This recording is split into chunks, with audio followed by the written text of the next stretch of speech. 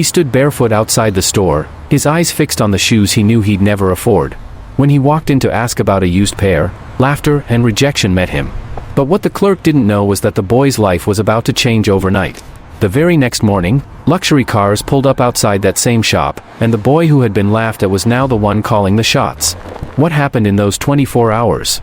This is the story of a comeback no one saw coming. Ayan walked barefoot through the noisy streets, the concrete beneath his feet scorching from the afternoon sun. His slippers had torn beyond repair that morning, leaving him with no choice but to walk without them. Each step hurt, but he didn't complain. His mother worked 2 jobs just to afford rent and a little food. He'd learned to live with less. But today, he needed shoes. Not for fashion. For survival. He spotted Regal Footwear, a gleaming shoe store on the corner. The windows sparkled, and mannequins inside wore the kind of shoes he'd only seen in advertisements. He stopped, staring at a simple black pair displayed on a rack near the entrance. Not expensive looking, but sturdy. He thought maybe, just maybe, he could afford something like that. After a deep breath, he stepped inside. A bell above the door rang, and cool air-conditioned breeze swept over him. For a moment, he forgot about the heat burning his feet. Shelves of shoes lined the walls, rows of polished sneakers, school shoes, and sandals. It smelled of fresh leather and floor polish. Behind the counter stood a man with neatly combed hair, flipping through his phone. He looked up, raised an eyebrow, and scanned Ayan from head to toe, dusty clothes, uncombed hair, and bare feet. The disapproval on his face was immediate. Ayan approached the counter and asked politely, "Excuse me, sir. Do you have any used or returned shoes? I don't need new ones. Just something I can wear to school." The man scoffed. "We don't sell trash here." A few customers nearby looked over. One woman whispered something to her friend, who chuckled quietly. Ayan kept his voice steady. "Please, I don't need anything fancy. Even the ones in the corner rack," the man interrupted. "Kid, go look in the donation bin behind the building. Maybe someone threw out their garbage. That's more your level." A loud snort of laughter came from a man browsing nearby. Humiliated, Ayan turned around. His cheeks burned. His feet felt heavier than before. He opened the door and walked out, the bell jingling behind him. Outside, the world was just as hot and harsh. He didn't cry. He didn't even pause. He walked right past the alley and ignored the bin. He didn't want charity. He wanted respect. Back home, in their one-room flat, Ayan went straight to the corner where his father's old things were kept. He opened a metal box and took out the dusty laptop his father had left behind. His dad had been a software developer before the accident. Ayan had heard him talk about a project, something he believed would change lives. He opened the laptop, heart pounding, and saw the folder, Z-Connect. He clicked it open and stared at the unfinished lines of code. That man in the shoe store had laughed at him. Let him laugh. Tonight, Ayan would work. Tomorrow, everything would be different. Ayan sat cross-legged on the floor, the old laptop warming his thighs. The screen glowed dimly in the darkened room. His mother was still at work, and the silence of the flat made every click of the keyboard echo like thunder. The folder labeled Z-Connect blinked on the desktop, almost as if it was calling to him. He double-clicked it.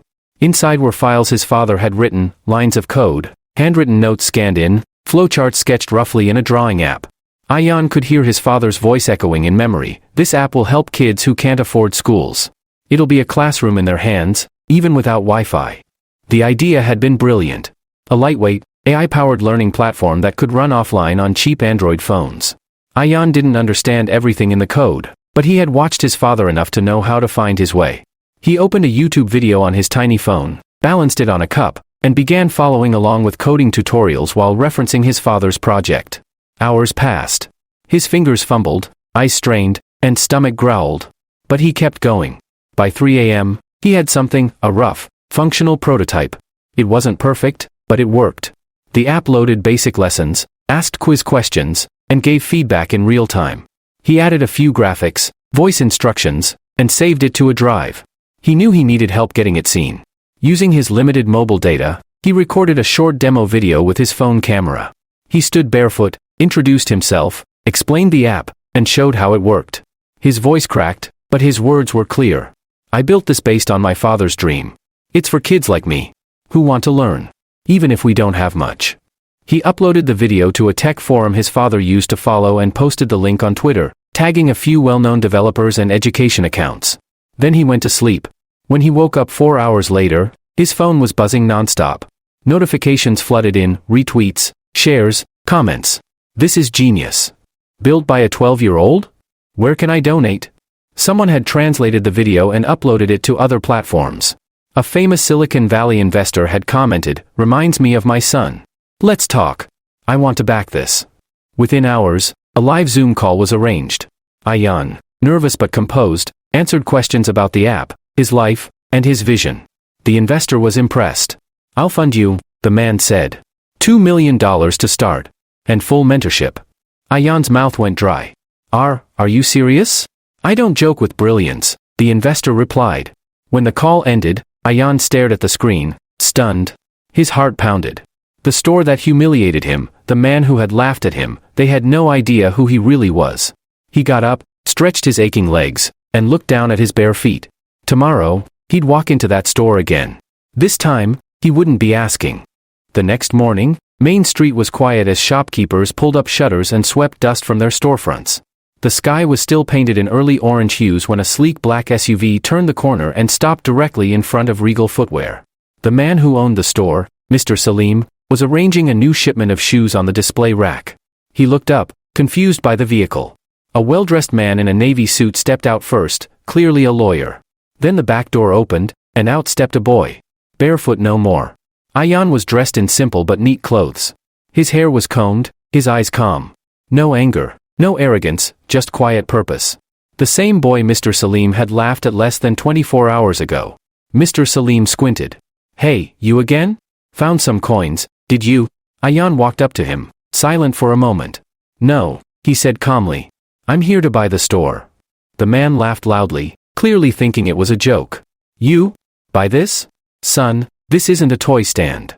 The lawyer opened a folder and handed Mr. Salim a thick stack of papers. "This is a formal purchase offer," the lawyer said. "Full cash payment. Immediate transfer." Mr. Salim flipped through the pages, the color draining from his face. This is serious?" Ayan nodded. "The name on the business registration will be changed to Ayan Footwear." "But, why this place?" the man asked, still in shock. Ayan looked him in the eye. "Because this is where I learned how easily people get judged by how they look. I want to make sure no kid walks out of here feeling the way I did yesterday." Speechless, Mr. Salim stepped back. A small crowd had begun to gather, neighbors, other shopkeepers, curious passers-by. Phones were raised. The moment was being captured. The lawyer stepped forward again.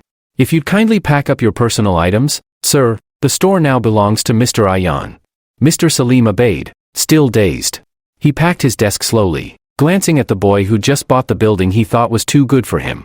Ayan stepped inside the shop, looking around. The same shelves. The same walls. But it felt different now. This was no longer a place of rejection. He took a deep breath and walked to the center of the store. A technician entered behind him, carrying tools to remove the old signage. From that moment, Regal Footwear was no more. The transformation had begun. The sign came down before noon. By evening, the old Regal Footwear letters were gone, replaced with a sleek, modern sign, Ayan Footwear, every child deserves dignity. The store interior was being transformed. Gone were the high-pressure sales counters and condescending staff. In their place were open racks, welcoming signs, and a large chalkboard wall where children could write messages, draw, or leave thank you notes. But the biggest change wasn't decor, it was purpose. Ayan used part of the funding he received to launch a program right inside the store, Shoes for All. Any child, regardless of their background, could walk in and pick a pair of shoes. No questions asked. No payments needed. Just smiles, respect, and a promise that they mattered. He also had a corner set up with refurbished tablets and headphones. Pre-installed on each was his completed Z-Connect app, now upgraded with lessons, games, and local language options. While children waited for shoe fittings, they could sit down, play, and learn. His mother, wearing a soft green scarf and a proud smile, now managed the daily operations. The same hands that once wiped his tears now handed out shoes with kindness. She treated every visitor with warmth, just like she raised Ayan, with dignity, no matter how little they had. Even Mr. Salim, the former store owner, found a place in the new setup. Ayan offered him a job, on one condition: respect every child who walked through that door. To Ayan's surprise, the man accepted, humbled by the gesture. Local news caught wind of the story. Soon, reporters stood outside the store, filming lines of excited children leaving with bright sneakers and wide grins. Donations poured in. Volunteers signed up. Other cities requested help setting up their own branches. Ayan stood outside the shop one evening, arms folded, watching the sun dip behind the city skyline.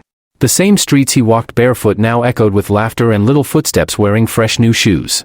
A little boy approached, holding his mother's hand. His slippers were taped together, barely holding on. "Are the free shoes real?" the mother asked softly, hesitant. Ayan knelt and smiled. "As real as your son's future. Come in." The boy walked inside and came out minutes later wearing his first proper pair. He looked back at Ayan and gave him a shy wave. It was in that moment Ayan understood something deeper than success. This wasn't about shoes. It was about restoring something no money could buy: hope, confidence, and the feeling that you belong. Ayan had turned humiliation into inspiration. He had taken a moment of rejection and transformed it into a movement. The store may have once denied him dignity, but now, it was a doorway into a better world, for every child who walked through it.